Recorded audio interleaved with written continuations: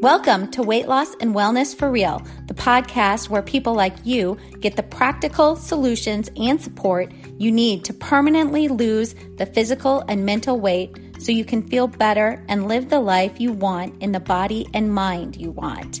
If you're looking to overcome your stress eating, overeating, binging behaviors, and move to a place of freedom with food and your body, you're in the right place. Just a reminder that this podcast represents my own opinions. The content here should not be taken as medical advice. The content here is for educational and informational purposes only. Please consult your doctor or healthcare professional for any individual medical questions you may have. Hello, friends, and welcome. I'm so glad you're here to share this space with me. Although I record these before anyone hears them, I'm always feeling like I am talking directly to you in these moments. And if we can borrow a few theories, maybe from quantum physics, then it's highly possible that I am, We're bending time here. At any rate, I always feel like we are all in this group together, sharing this space, and I really love that feeling of connection. Also, please head over to my website at heatherheynen.com. Heynen is spelled Heynen, and sign up for my free once-a-month newsletter. This is kind of how I stay a little bit more connected to all of you. Okay, so let's move on to what we are talking about today. Do you ever wonder how to keep your mind, your thoughts, your behaviors in a space of moving through and forward, maybe from a big issue in your life, a big problem in your life, or maybe you have a goal set out there, you want to get a goal. And so how you keep your thoughts, your feelings, your behaviors in that space to keep moving towards it in order to get there. So it might be weight loss, obviously for this podcast, that's kind of the focus, but it really could be for any other issue or problem that life throws at us and that we need to move through in order to be living the life we truly want to be living. There are many techniques and skills we can actually learn, practice, and adapt into our lives to really get to where we want to be in a much quicker fashion. And who doesn't want to get living the life they have dreamed of living and being in the body that they've wanted to live in a much quicker process? We all do. We want it to move faster.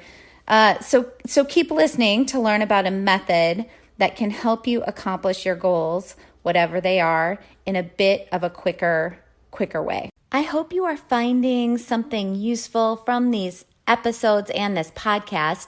And if so, please share it with someone else in your life you feel it could benefit. This podcast is also now monetized. So if you really feel you are getting a lot from it and want to help keep it going, please go to the episode show notes. You can just scroll down from wherever you're listening. You'll see a description of the episode, and then you will see it says support this podcast, and then there's a link you can click on. You can click on that link, and that's where you can support the podcast. Even the smallest donation, like 99 cents, helps to keep me producing the podcast. And to those of you who have donated, I really, really appreciate the support. I really do appreciate all of you listening and sharing the space with me. Again, just very thankful for all of you. So most of you listening know that I'm a licensed mental health therapist, and there is a type of therapy in my world called solutions-focused brief therapy, or SFBT, and it was developed by Steve DeShazer and Insoo Kim Berg in the late 1970s. It's a theory, but it's also a mode of operation, strategies that can be used within the therapy or counseling, psychotherapy relationship. And I borrow, when I'm in practice with clients, I borrow from many different counseling theories, really depending on what the client presents with, and also based on that client's unique traits, personality, experience of my client, lifestyle of my client. I do use a lot of CBT, ACT, DBT, dialectical behavioral therapy, and a lot of solutions-focused brief therapy strategies. And, solutions-focused brief therapy it's a short-term, goal-focused, very evidence-based therapeutic approach, which helps my clients change by, we work together to construct solutions rather than focusing on problems. And this theory is really, it's very, I guess what I would call hope-friendly and future-oriented.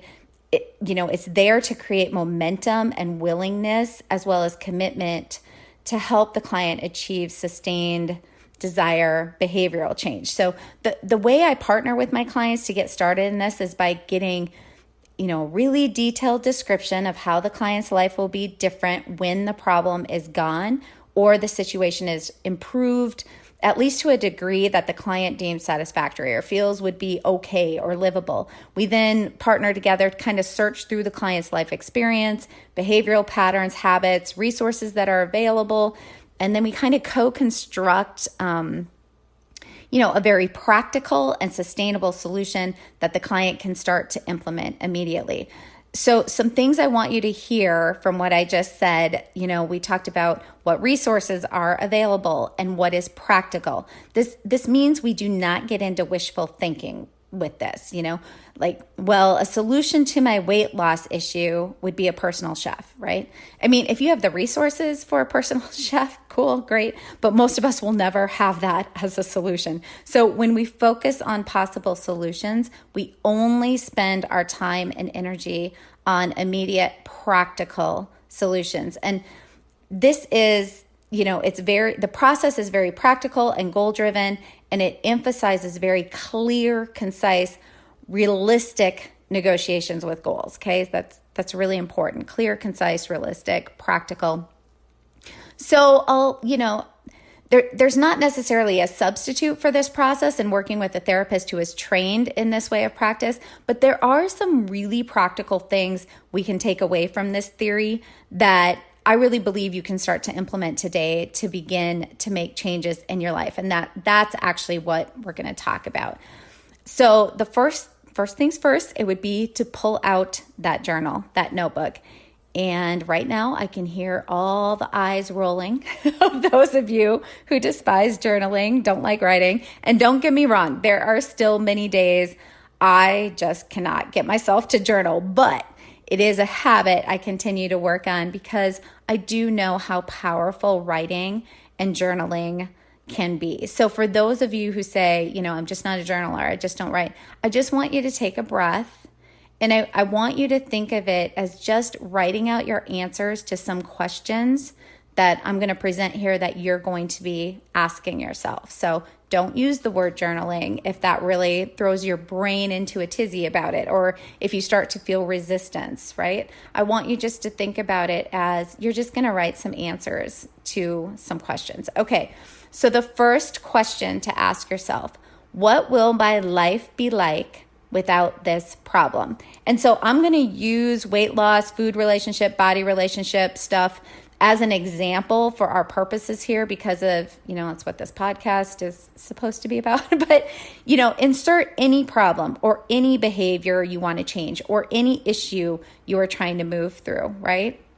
So what would it be like without this problem, without this issue, without this habit behavior? So one other thing I just want to say here, use the word, because I just used the word would, and I don't want you to. I want you to use the word will. So what will my life be like when I have lost the weight and I am living in my healthy body? What will it be like? So versus what would it be like? No.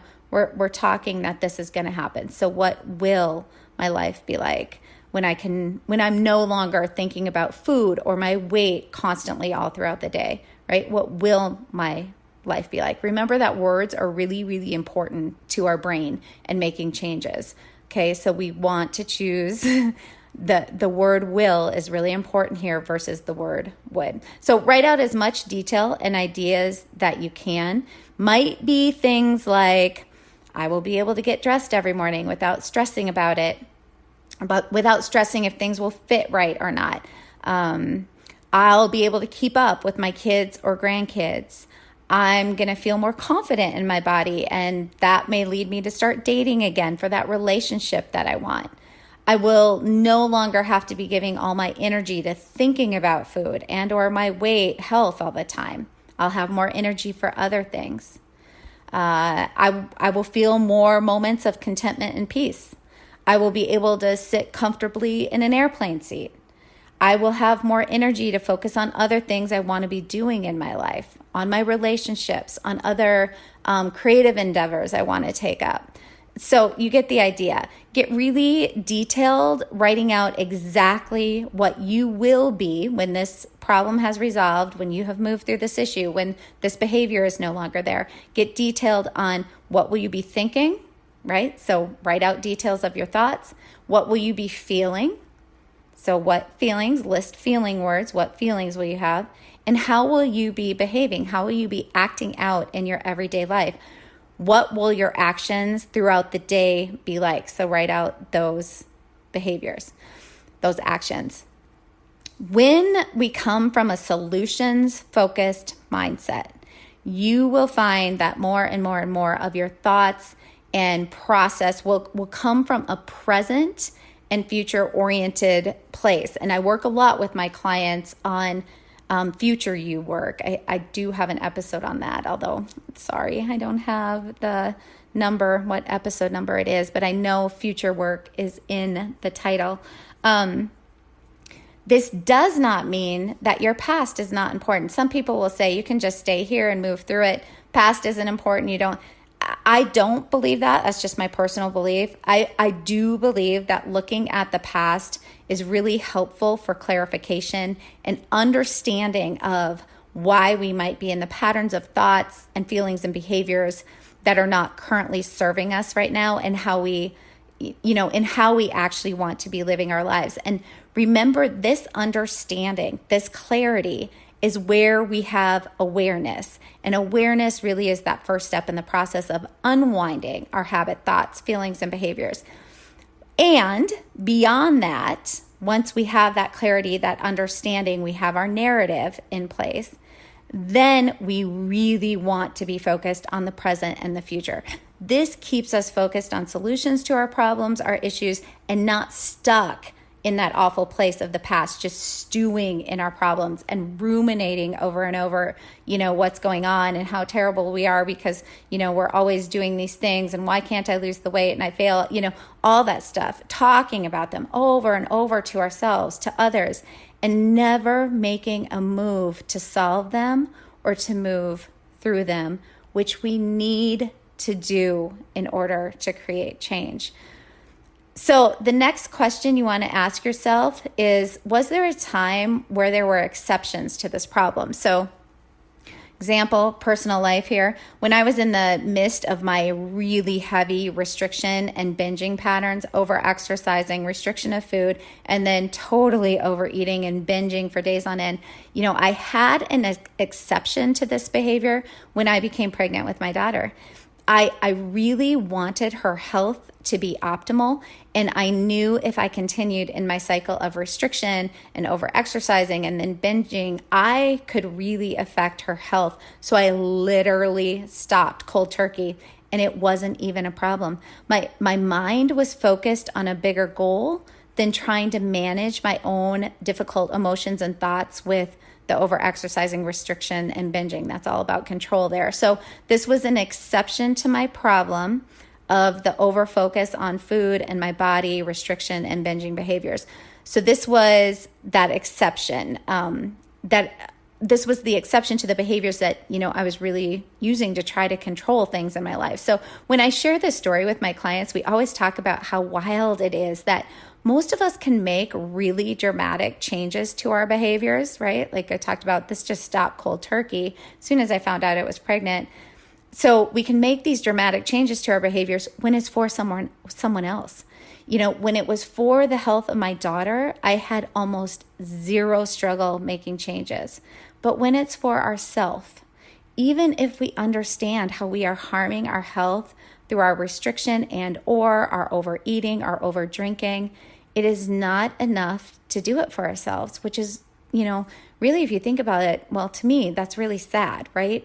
It speaks to how many of us have such broken relationships with ourselves and are lacking love and compassion and care for ourselves. And hence why learning to talk differently about ourselves, to think differently about ourselves is really key to making the behavior changes we want to make and making them last, making them sustainable. You want to lose the weight, you want to get out of that food body focus and chatter all the time.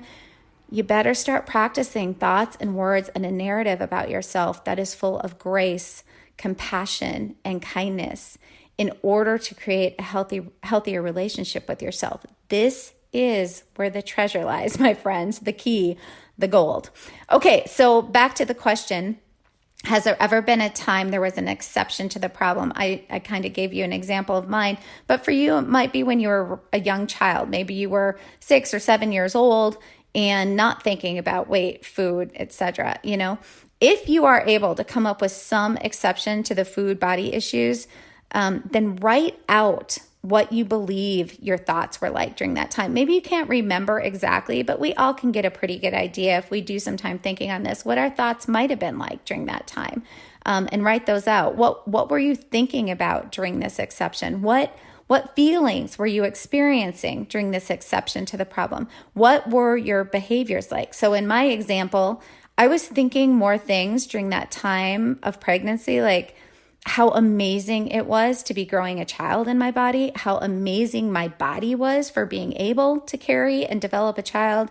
I remember, a lot of thoughts, a lot of wonder about the process. And these thoughts created feelings of empowerment, deep love, feeling bonded to another, and a respect and love of my body. And those feelings led to behaviors of eating nourishing foods throughout the day, so I wasn't restricting anymore. It also led to other healthy behaviors like no more over-exercising.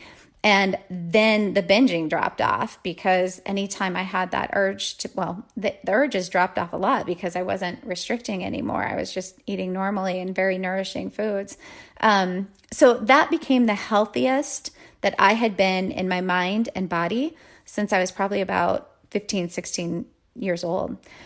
Okay, so now that if you've answered that question, you wrote out your list of thoughts, then you can create the feelings that will drive new behaviors. And, so these are going to be the thoughts that you can practice so you can feel the feelings, so the behaviors will start to shift when you had an exception to this problem. And remember, this is a practice. You may not be able to use the exact thoughts that you have written down because you don't believe them anymore. And that's okay. You can still work to create similar thoughts that create similar feel. And this is a lot of what I coach my clients on, how to, come up with thoughts and sentences that you can somewhat believe, that are believable, but really help to create those similar feelings that then can drive new behaviors. So when I've been back to the habit patterns of restriction and binging, because by the way, after that pregnancy, it's not like that was solved forever and always, although it did slow down a lot. But, when I was back into that habit pattern of restriction and binging, I can then remind myself to start practicing more thoughts like, my body is amazing and how it is carrying me through life, that my body can move and walk and get me to places.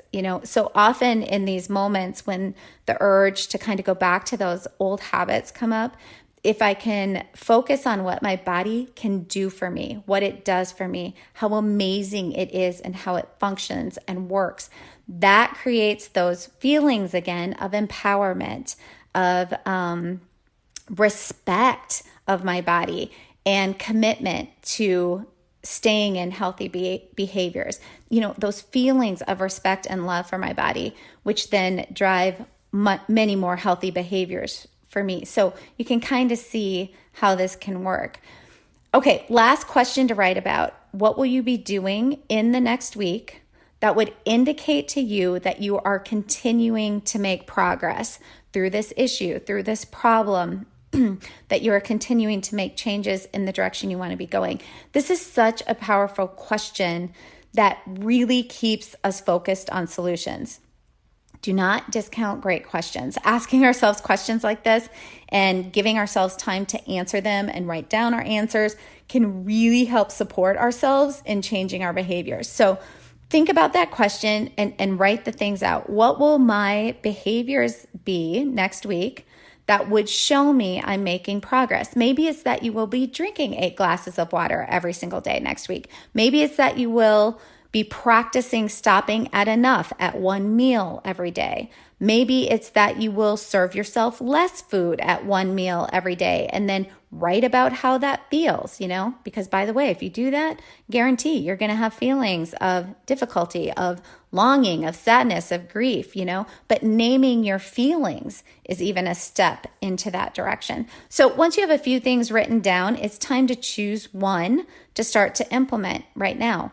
And remember, start slow, make it doable. So if you're answering this question with, I know I will be making progress when, next week, I won't binge at all. And you have the habit of binging every evening, then make sure you don't get into, okay, what I'm going to commit to now is I will not binge once next week, right?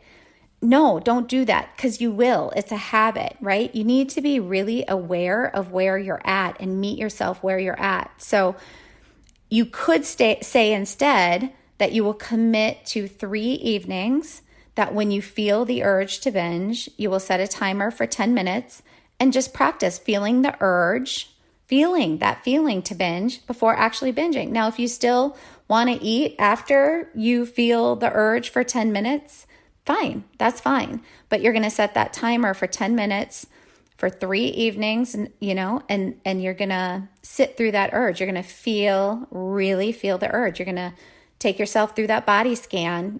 How does my body feel as I sit through this urge? So these are the small doable steps that actually start to make changes in our lives. There's a lot more detail to all this process, but I really hope in sharing just those 3 process questions and how staying in the solutions can be so powerful, it's helpful for you. And if you're someone who gives all their thoughts and energy to the problem at hand, then this process of starting to switch your mindset to, really giving your brain equal airtime in your head to solution-focused thinking can be incredibly life-changing. This sort of practice, remember, we have to practice this way of thinking. So this way of thinking is really how we change our behaviors. All right, that's it for today. Thanks for listening. I hope you found something useful. And if so, please pass the episode along to someone else you think might find it useful. As always, thanks for listening. We will talk soon. Did you know you can find a lot more help from me on my website? Go to heatherheynen.com. Heynen is spelled Heynen, and get in touch with questions on all things I offer, like online courses for overeating, weight loss, goal attainment, and also my coaching and counseling services.